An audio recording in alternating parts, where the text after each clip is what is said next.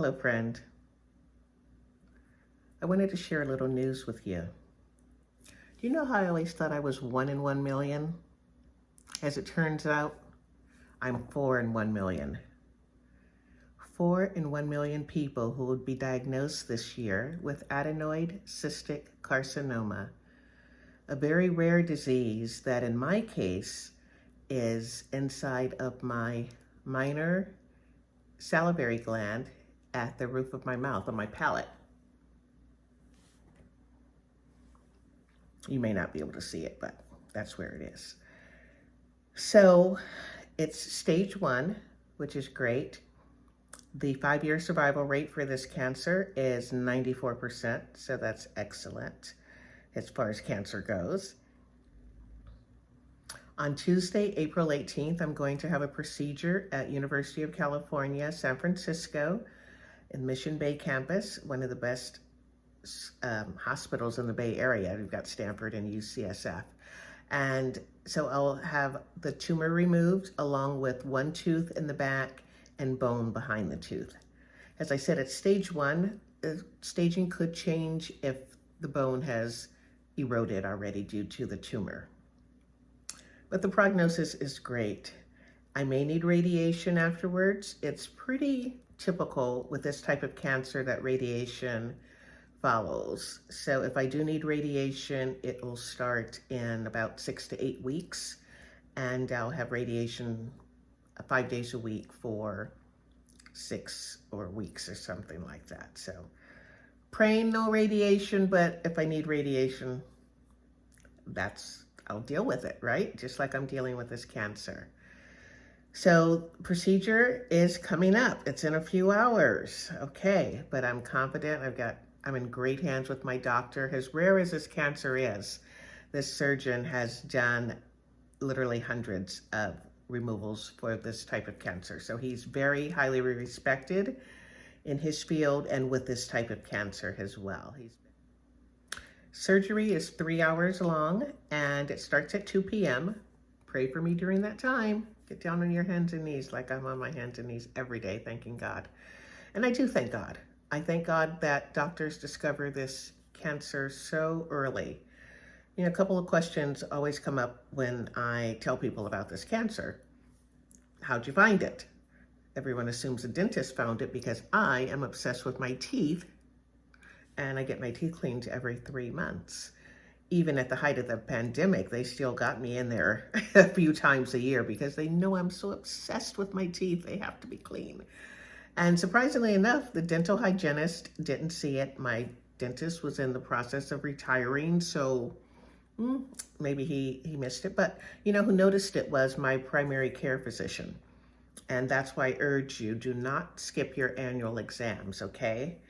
So I saw this new doctor last year. It was my first time seeing her. I'd been on the waiting list to get in to see her. She's one of the best doctors in Napa.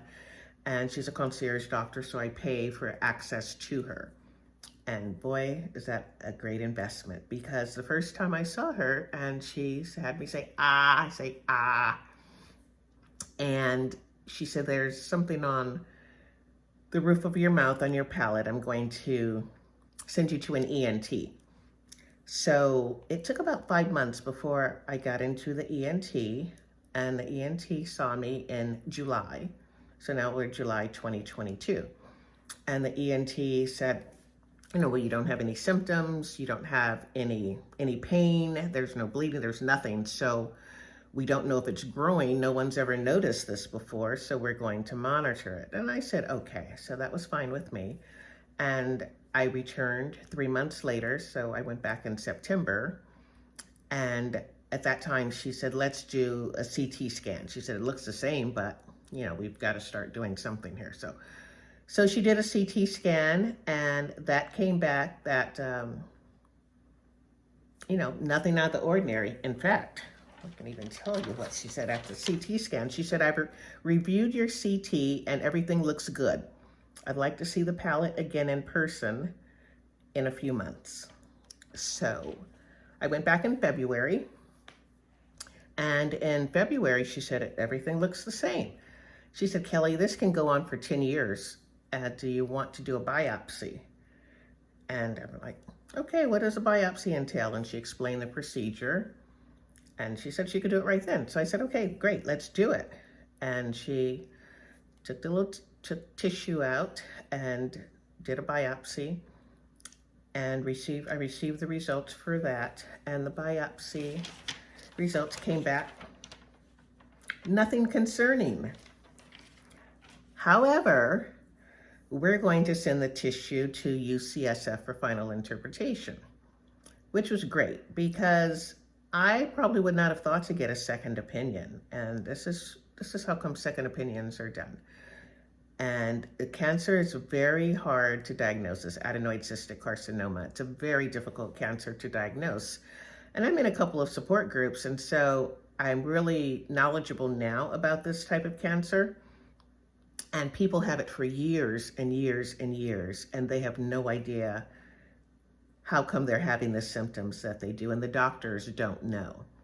So that's why I feel very grateful, number one, for my primary care physician noticing. Number two, for the ENT suggesting a biopsy, which yes, probably could have been done early. Thankfully, it's a slow-growing cancer, and so I still am at stage 1. But also for the hospital in Napa for having the smarts to send the tissue to the Head and Neck Cancer Center at one of the top hospitals in the Bay Area. So that's great.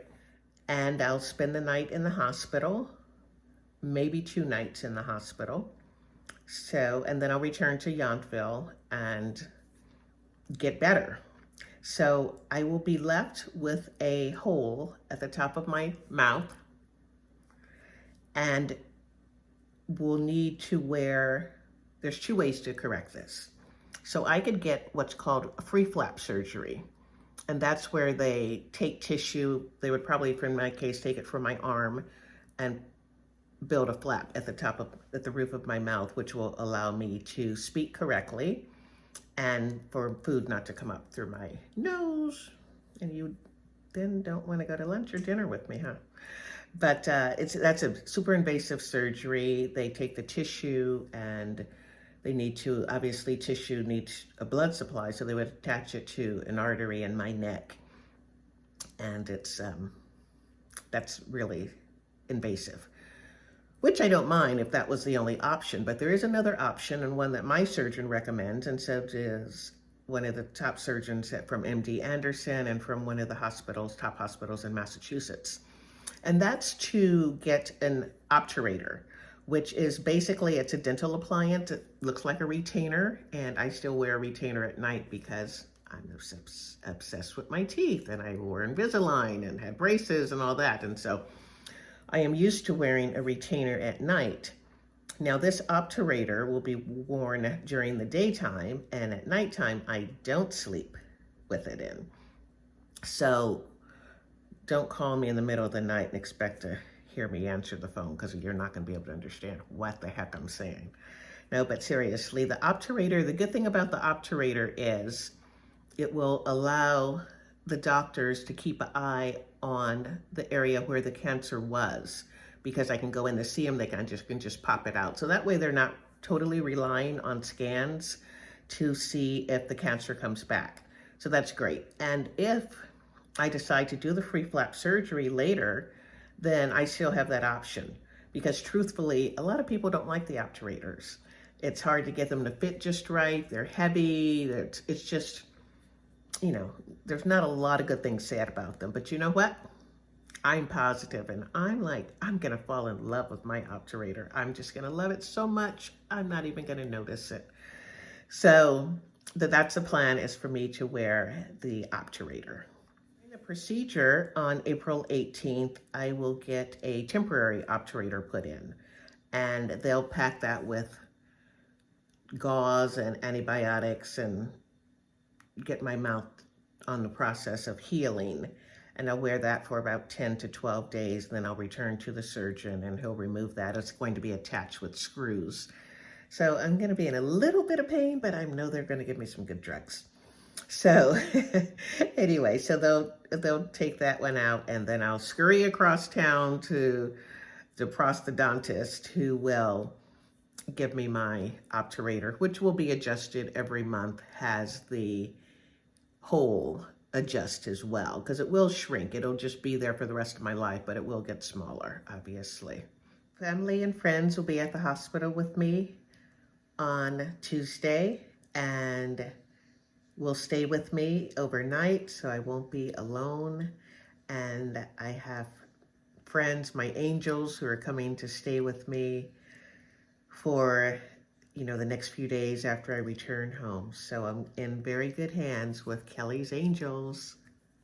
One of the questions I'm always asked is, how do you get ACC? And really, there's no rhyme or reason. It's just bad luck, honestly. It has nothing to do with smoking, with drinking, with ethnicity, with infection. It is just one of those cancers that just pops up. It's women about 60% of the time, and usually people in their 50s and 60s will get it, even though I've come across quite a few people in their 20s and 30s who have it. Some people have it inside their eye and their ear. I mean, it's one of the interesting things about ACC is, even though the survival rate is very high when it's caught early, as in a lot of cancers, but the recurrence rate is really high, but it doesn't come back in the same place. If you have surgery and radiation, generally that's it for about 50% of the people. But for the other 50%, then the cancer comes back in a distant metastasis, usually in the lungs. And it's not like some lung cancer like you think of, oh my gosh, because lung cancer can be pretty brutal. Sometimes it just sits there. But still, it's something that I'm going to have to be monitored for the rest of my life and have my lungs checked on a regular basis. And as each year goes on, then I'll have to have fewer scans. But for now, it's going to be, every few months, assuming my insurance allows it. So just like there's a 50% chance that this cancer comes back elsewhere in your body, there's also a 50% chance that it doesn't come back. And that's the percentage I'm going to be in. This cancer's not coming back. You're not going to mess around with me again, okay? I'm basically looking at this as 6 months. It's going to be a rocky 6 months, okay? But this is going to go in my rear view mirror, and I'm just going to be smooth sailing down the road of life as I always have lived. Thank you for watching till the end of this video. I seriously didn't mean to speak quite this long about it, but it's one of those things where it's not like breast cancer or colon cancer, and you tell friends and family that you have this cancer and they understand what it is. With adenoid cystic carcinoma, people don't understand what it is because they've never heard about it. And I would do a disservice seriously to the disease if I didn't speak more so about it as I've done in this video. And I really want people to learn about this cancer, and as they understand what I'll be going through for the rest of my life, and not just me personally, but really just to raise awareness, because with awareness becomes, you raise knowledge, and a lot of research has to be done, and we have to figure out a little bit, get to know more about this type of cancer. And so you'll be hearing me speak more about it as I continue my journey and get well, and I can focus more of my energy on helping. Thank you.